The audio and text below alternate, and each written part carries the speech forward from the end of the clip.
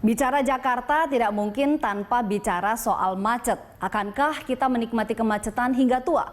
Yang jelas, jika kemacetan tidak dapat diurai, Jakarta akan menderita kerugian 65 triliun rupiah per tahun pada 2020. Berikut fakta dan datanya.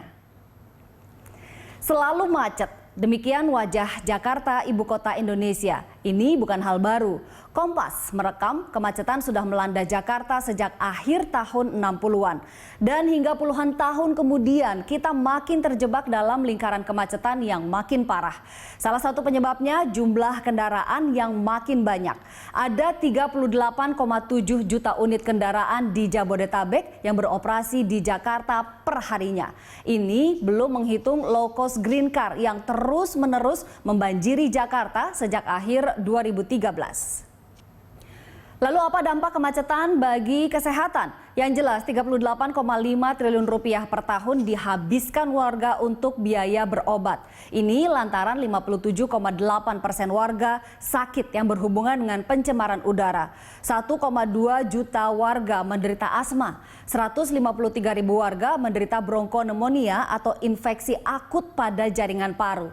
Dan 2,4 juta warga menderita infeksi saluran pernafasan akut. Jakarta yang telah terjerat kemacetan puluhan tahun selama ini menggantungkan diri pada angkutan jalan raya. Sementara kota-kota besar dunia lainnya yang juga menghadapi kemacetan telah beralih pada angkutan berbasis rel. Ini ironis. Ketika jalur kereta pertama di Batavia dibangun pada 1869 untuk menghubungkan Batavia dan Buitenzorg atau Bogor, kota-kota lain di Asia belum berpikir membangun jaringan rel kereta api. Belum pula ada jaringan kereta di Tokyo, Seoul, Beijing, dan Singapura. Dan jaringan kereta komuter lain Jabodetabek yang kini menjadi andalan 850.000 penumpang tiap harinya juga dirintis sejak zaman Belanda. Komuter lain melintasi 184,5 km dan singgah di 72 stasiun di seluruh Jakarta, Bogor, Depok, Tangerang, dan Bekasi. Nah, tahun depan kita boleh bermimpi Jakarta akan sama seperti kota besar lainnya di dunia, punya kereta cepat yang meliuk di dalam dan melayang di atas tanah. Pemerintah DKI Jakarta menargetkan proyek Mass Rapid Transit atau MRT di ibu kota rampung pada 2018 dan beroperasi di awal 2019. Meski panjangnya 16 km, jaringan MRT di Jakarta tergolong paling pendek di dunia. Rute Shanghai Metro tercatat 548 km. Beijing Subway melayani 527 km. London Underground terentang sepanjang 402 km. Adapun New York Subway ada 373 km dan Seoul Subway sepanjang 311 km.